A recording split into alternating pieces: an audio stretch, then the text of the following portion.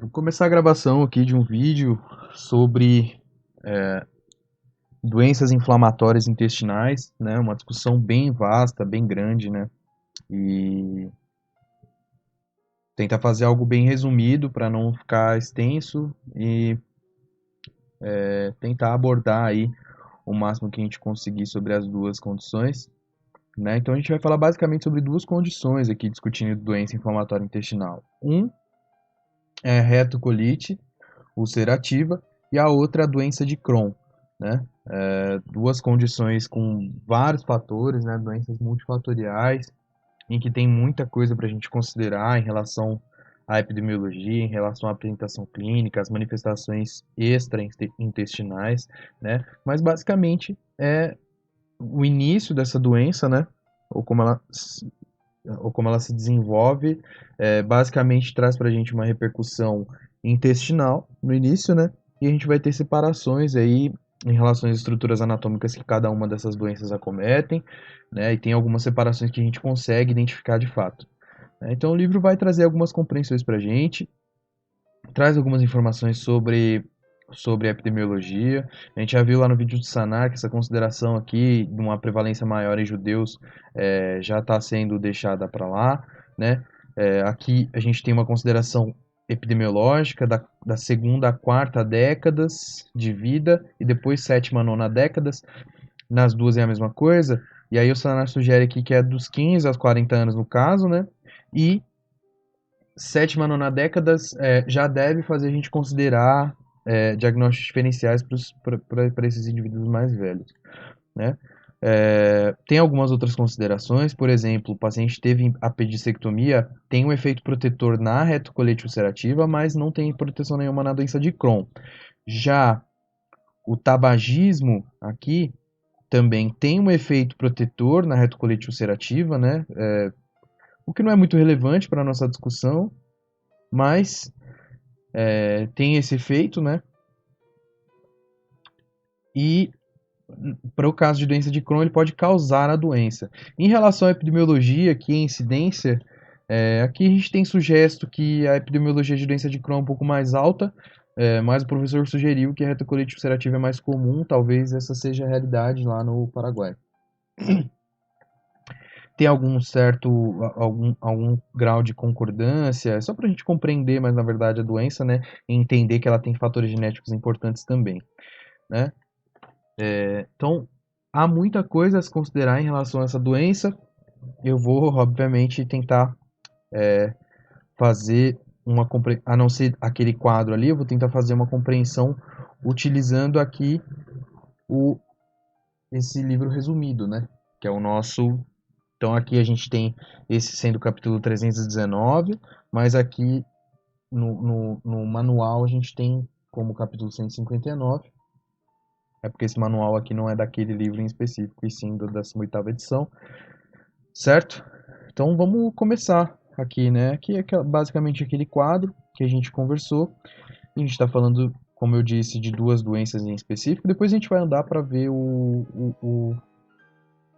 aqueles mapas mentais ali da Sanar, né? Então, falando primeiro de colite ulcerosa, ou retocolite ulcerativa para nós em português, né?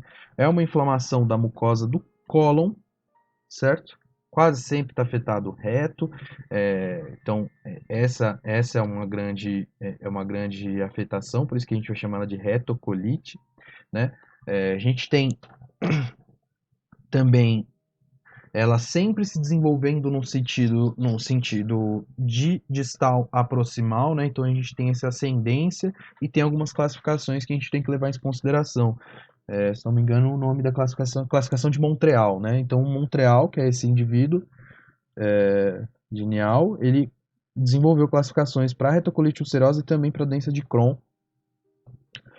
sobretudo pela semelhança entre as duas doenças e pela apresentação inicial, inclusive, trazer, em 15% dos casos, a gente não conseguir determinar, né? Trazer, e aí ter que titular a doença em colite indeterminada, e aí, num segundo momento, é que a gente consegue ver a doença tomando seu lado, né? E aí mostrando afetações mais específicas de uma ou de outra doença.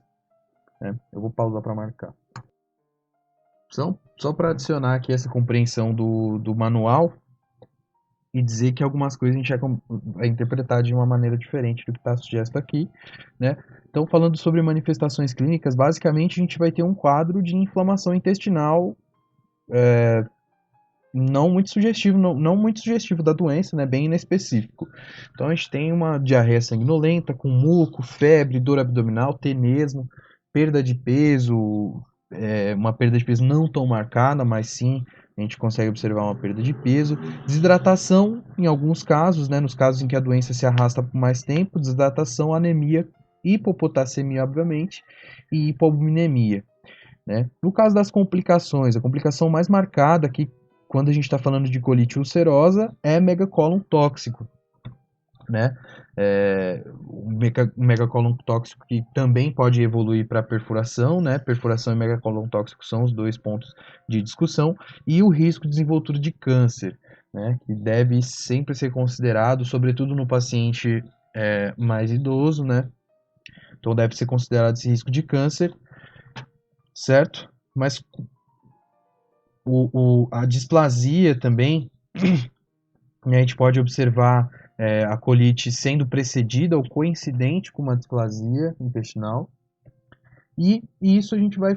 Como é que a gente vai detectar essas lesões aqui? A gente vai detectar nas biópsias colonoscópicas, certo? Então a biópsia vai auxiliar, obviamente, a gente identificar se existe câncer de fato, identificar a presença de megacólon tóxico. No caso de megacólon tóxico, a gente tem ali alguns critérios para preencher e diagnosticar, mas eu não vou entrar em detalhes disso nessa discussão. E aí o diagnóstico, como falei, né? Biópsias colonoscópicas, a gente tem que fazer uma sigmoidoscopia ou colonoscopia.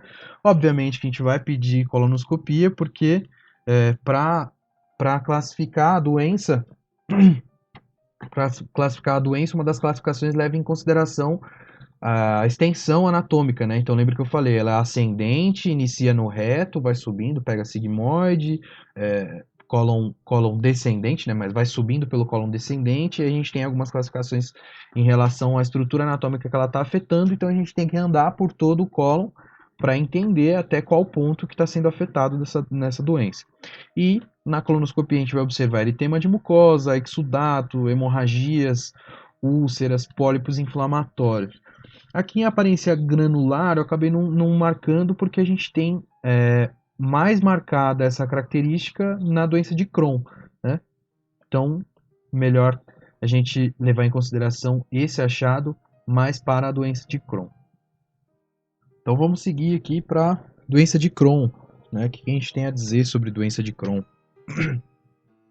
Então, diferente da retocolite ulcerativa, na doença de Crohn, a gente tem um acometimento que pode ser de qualquer parte do tubo digestivo, né? O que já é diferente aqui, estende muito o leque de diagnóstico diferencial, né? Quase sempre acomete a parte terminal do íleon e o cólon ali, né? A região entre o cólon cego, o cólon direito, apêndice e a porção ileocolônica, mas a gente tem a possibilidade de acometimento de qualquer parte do tubo digestivo. Lembrar que aqui, nesse caso, a gente está falando de uma inflamação transmural, e aqui em cima, em retocolite ulcerativa, a gente está falando de uma lesão mais superficial à mucosa, certo? Ou seja, a doença de Crohn pode evoluir com achados mais severos, né? Um achado comum é engrossamento da parede intestinal, ulcerações lineares, né, serpinginosas, aumento da espessura da submucosa, essas coisas a gente consegue observar, o aumento da espessura da submucosa em específico, a gente consegue observar na tomografia, por exemplo. E as manifestações histopatológicas, quais são? A inflamação transmural, como eu falei, a possibilidade de aparecimento de granulomas, né? Usualmente eles estão ausentes, hein? Então se a gente observar granuloma numa endoscopia, numa colonoscopia, o que a gente vai pensar primeiro? Vai observar as características da anamnese, né? Vou observar a história desse paciente, características epidemiológicas, para a gente ver se descarta tuberculose, por exemplo, né? Tuberculose que é PPD positivo. Fissuras e fístulas, né? Então, muito comum inclusive, de que aconteça isso, de que tenha fístula, né? Sobretudo fístula perianal, é uma doença que acomete todo o tubo digestivo. A gente tem esse acometimento mais comum na parte terminal do íleon, mas a gente pode ter acometimento no tubo como um todo, inclusive na região perianal, diferente da retocolite ulcerativa. Manifestações clínicas são bastante inespecíficas também, né? O que chama atenção aqui é que a gente vai ter uma ileite aguda que pode simular uma apendicite, né? O paciente, inclusive, pode ser tratado com uma apendicite que ele não tinha, ou aquele apêndice de fato estava inflamado, obviamente, né? Se ele foi extirpado, mas ele tem uma inflamação que é muito maior do que isso, não só no apêndice, e ele vai continuar com os achados clínicos, né? Fissuras, fístulas, abscessos anorretais, como eu disse, e a gente tem 3 padrões específicos do como evolui essa doença. O padrão inflamatório, o padrão com estenose, que a gente pode observar isso na tomografia, e o padrão com fístulas, que a gente também pode observar na tomografia. Possíveis complicações, né? Obstrução intestinal. Neste caso aqui, raras vezes a gente vai ter o achado de megacólon tóxico. Ou seja, o megacólon tóxico é um achado mais comum para a retocolite ulcerativa. Lembrar que as complicações, né, e sobretudo os achados extraintestinais, a gente vai ter eles mais comumente acontecendo na doença de Crohn, né? O CEP, né, que é a colangite esclerosante primária, que é um achado extraintestinal, que a gente tem aqui embaixo, né, colangite esclerosante primária, este é mais comum para retocolite ulcerativa. Os outros são mais comuns aí para a maioria dos outros, na verdade, o paciente que tem achado extraintestinal é mais comum que seja em doença de Crohn. Além disso, né, nas complicações a gente pode ter fístulas, formação de fístulas, como eu falei, fístulas para o próprio intestino, fístulas para bexiga, né, intestino-vesicais, fístulas para a vagina, para a pele e para os tecidos moles, inclusive com a formação de abscesso, a gente pode ter fístula perianal. Má absorção de sais biliares. Por quê? Porque os sais biliares são absorvidos no íleon, né? Como a gente tem o íleon usualmente afetado, a gente pode ter má absorção de sais biliares, o que origina para a gente cálculos biliares, né? Porque se a gente não reabsorve eles para serem utilizados ali para serem utilizados na função primária, a gente tem a formação de cálculos, né? Cálculos de colesterol. E cálculos renais de oxalato também, né? A gente não tem absorção ideal de cálcio, e a gente não tem essa união do oxalato com o cálcio, e aí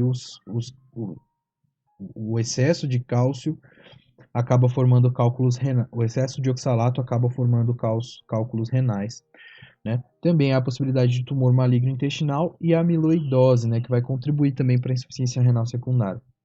O diagnóstico, como a gente vai fazer? Sigmoidoscopia ou colonoscopia. Lembrar de um achado interessante é que aqui a gente não tem aquela lesão contínua, né? Aqui a lesão é segmentar, possivelmente segmentar.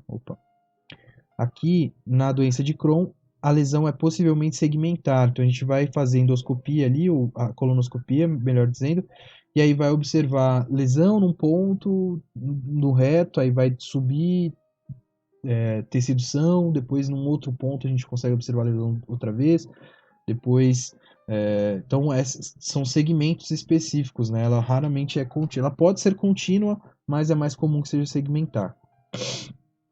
Também a gente pode fazer série do tubo digestivo alto, né, e do intestino delgado. Aqui essa análise do intestino delgado com endoscópio é mais rara, mais rara não, é menos disponível, né, no Brasil, e acredito que no Paraguai também. E análise do tubo digestivo alto, sobretudo se o paciente tiver sintomatologia de tubo digestivo alto, como dor epigástrica, por exemplo, vômitos e náuseas comuns, pirose, etc. Tomografia computadorizada, né? Então, na tomografia computadorizada, a gente pode observar as asas intestinais engrossadas, ou o aparecimento de um abscesso, ou essa asa intestinal inflamada também pode ser observada pela tomografia ou pela ressonância magnética. A tomografia é mais utilizada para esse caso.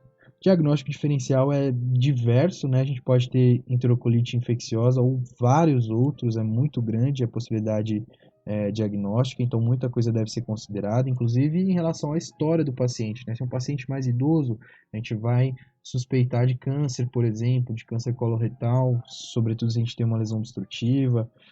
A gente vai, os pacientes que já teve AVC, por exemplo, a gente vai, já teve AVC, alguma outra, tem história de aterosclerose, a gente vai suspeitar de uma enteropatia isquêmica, apendicite também, diverticulite, então tem vários, bastante grande aqui a lista de diagnósticos diferenciais, e as manifestações extraintestinais podem acometer as articulações, a pele, os olhos, o fígado, e aí vai ser a mais importante, a colangite esclerosante primária, e outras quaisquer, né, quaisquer sejam elas. Lembrar que é muito importante pensar que esse paciente, sobretudo o paciente grave, de moderada a grave, ele vai fazer tratamento internado, e aí ele tem um alto risco de embolia pulmonar, né? Mesmo então, aí sugere o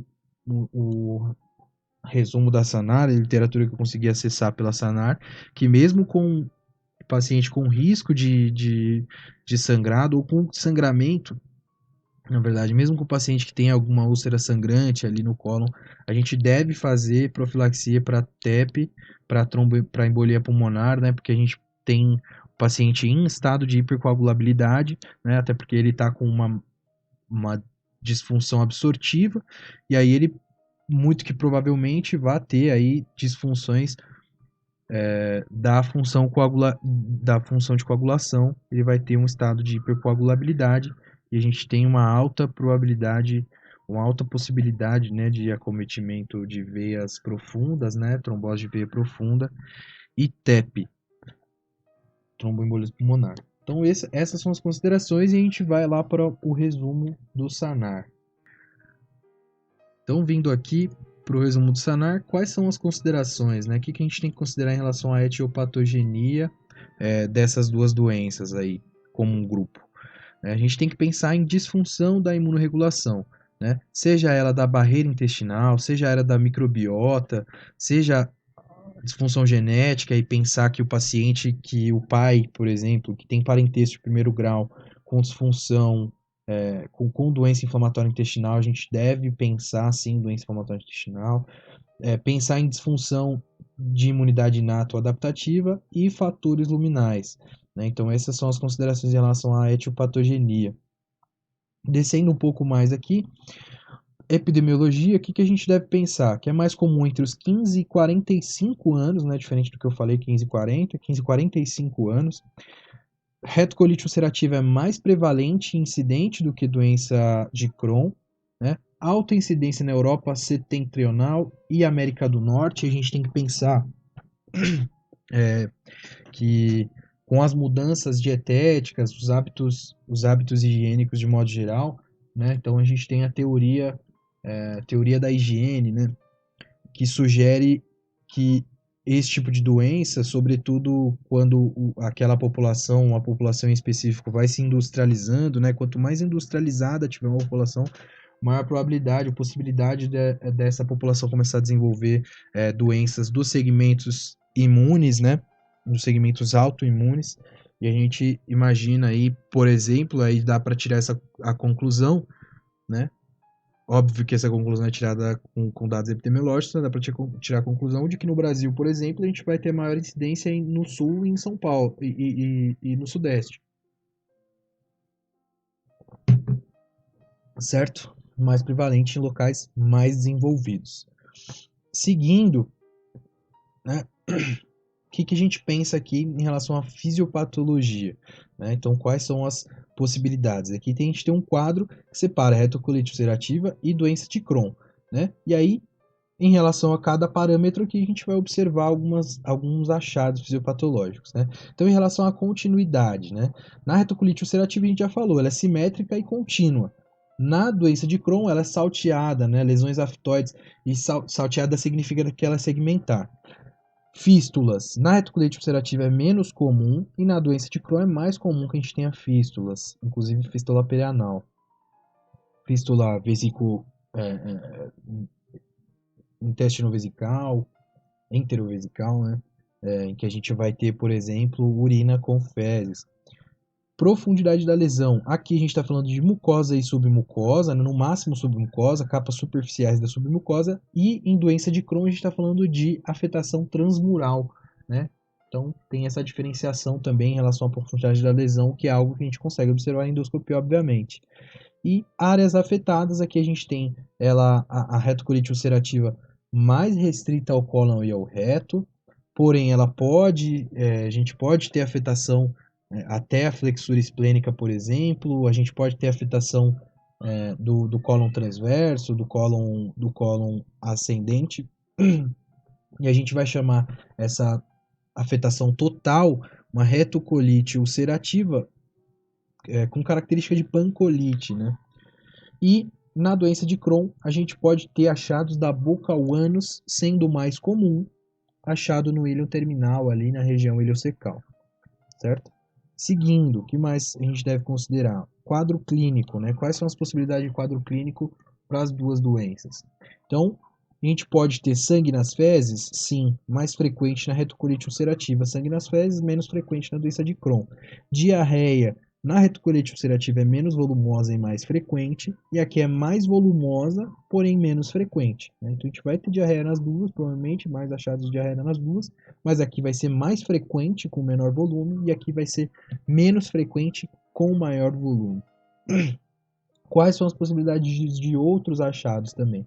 Então, na retocolite ulcerativa a gente pode ter astenia e febre, anemia ferropriva, tenesmo e urgência fecal e cólicas. E na doença de Crohn a gente pode ter anorexia e náuseas, anemia megaloblástica e perda ponderal com dor abdominal contínua, né? Então, o achado de perda ponderal é mais sugestivo aí. Esses achados, obviamente, são mais sugestivos de doença de Crohn. Seguindo aqui, a gente tem imagens que estão mostrando para a gente doença inflamatória intestinal, né? Então, imagens sugerem aqui, olha que bonita essa imagem, né? Olha como a gente consegue observar bem. Então, se eu der um zoom legal, aqui a gente consegue observar, né, o cólon, obviamente, e aqui a gente consegue ver, né, uma delimitação mais eritematosa aqui para trás e para frente.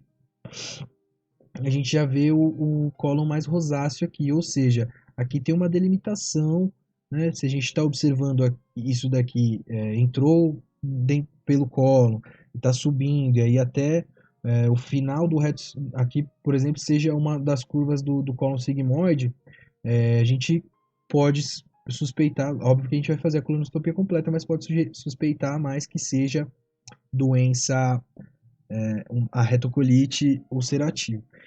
Aqui nesse caso a gente vê afetações que estão mais restritas à mucosa e submucosa, né? Afetações úlceras aftoides, né? Bem espalhadas, mas que estão mais restritas aqui à submucosa e à mucosa. E aqui em doença de Crohn a gente vê os padrões em pedra, né?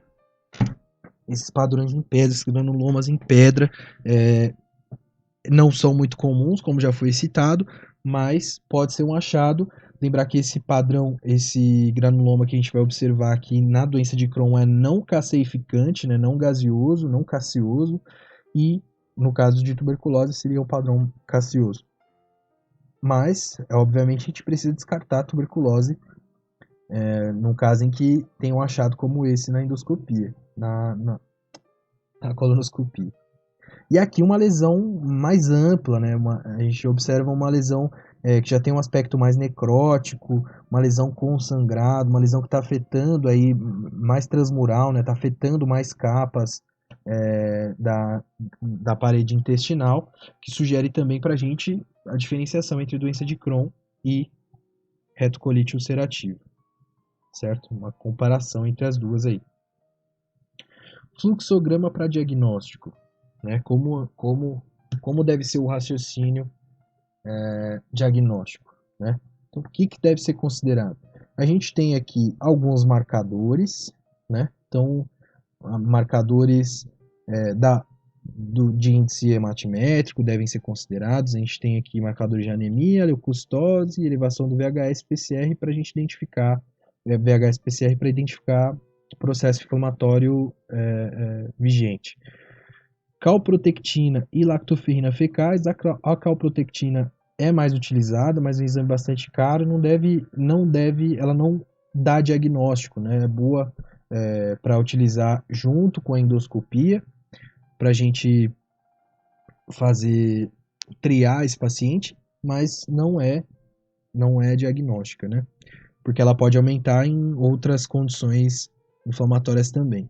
Marcadores sorológicos, né? A gente tem o ASCA para a doença de Crohn e o PANCA para retocolite ulcerativa, mas o PANCA é não específico aqui para retocolite ulcerativa. Esses dois marcadores não são muito utilizados na prática clínica, né? O diagnóstico de fato a gente vai fazer com o quê? Com colonoscopia e o histopatológico, mais o quadro clínico e as informações anamnéticas que a gente tirou do paciente, né? Então, o que deve ser pensado aqui no diagnóstico de fato, né? O que a gente vai observar na colonoscopia na retocolite ulcerativa? Uma inflamação da mucosa do intestino grosso. E na doença de Crohn, a gente pode ter uma inflamação do ilho terminal e seco proximal. Essas são as duas informações mais importantes aqui. Aqui a gente tem um envolvimento retal e, usualmente, a doença de Crohn, para ajudar o clínico, ela poupa o reto. Muito interessante, né? Então aqui a gente tem uma afetação, uma doença que afeta frequentemente o reto, e aqui a gente tem uma doença que poupa o reto para ajudar o processo diagnóstico de quem está queimando os neurônios para tentar entender o que está acontecendo. O histopatológico que a gente vai observar, né? Na retocolite ulcerativa, uma perda da arquitetura das criptas, criptite e abscessos, e aqui na doença de Crohn, uma preservação da arquitetura das criptas com a possibilidade da formação do infiltrado inflamatório granulomatoso e caseoso, né? Acho que não é caseoso. Na retocolite ulcerativa, o infiltrado inflamatório com predomínio de polimorfonucleares, e aqui a gente tem um predomínio linfocitário, né? E nas fases agudas e mononucleares nas fases crônicas, né? Inflamação mais comum aí. Mononuclear em fase crônica, polimorfonuclear em fase aguda. E aqui na doença de Crohn a gente vai ter um predomínio linfocitário com a possível formação de granuloma. Seguindo, então, qual que é o raciocínio em relação ao tratamento, né, as possibilidades terapêuticas. E é óbvio que eu vou gravar raciocínio em relação à possibilidade terapêutica. Vou dar bastante, um pouco menos zoom aqui para a gente poder observar melhor. Então, tratamento da retocolite ulcerativa, certo? O que a gente tem? Se é um paciente, se é o primeiro contato, são os primeiros contatos que você está tendo com o paciente está tendo com os sintomas, a gente vai ter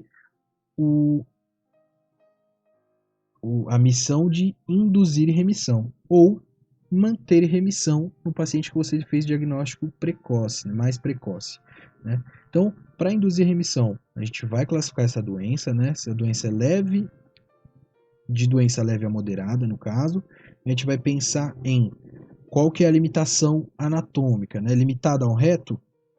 Se é limitada ao reto, a gente vai fazer um tratamento específico aqui. Se estende até o cólon esquerdo, a gente vai fazer um outro tratamento, e se é uma pancolite, a gente vai fazer um outro tratamento.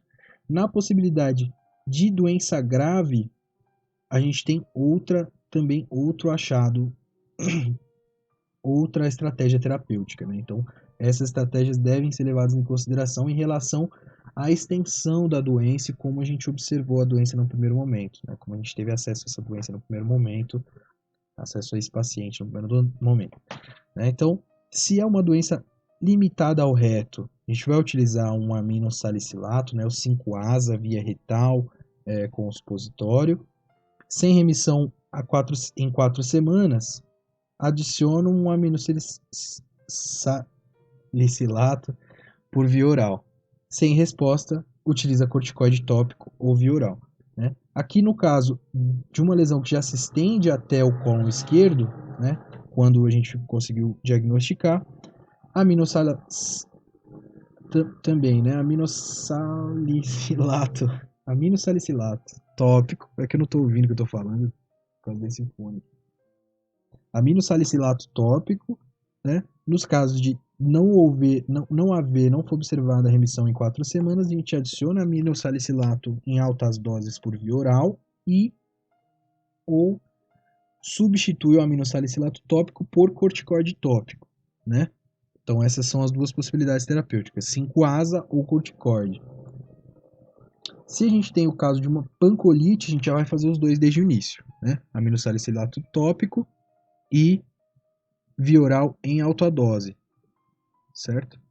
Para doença grave, a gente já vai iniciar com corticoide intravenoso. Se não teve efeito ou pior após 72 horas, ciclosporina de terceira geração intravenoso e considerar cirurgia, né? Cefalosporina, por exemplo, considerar cirurgia.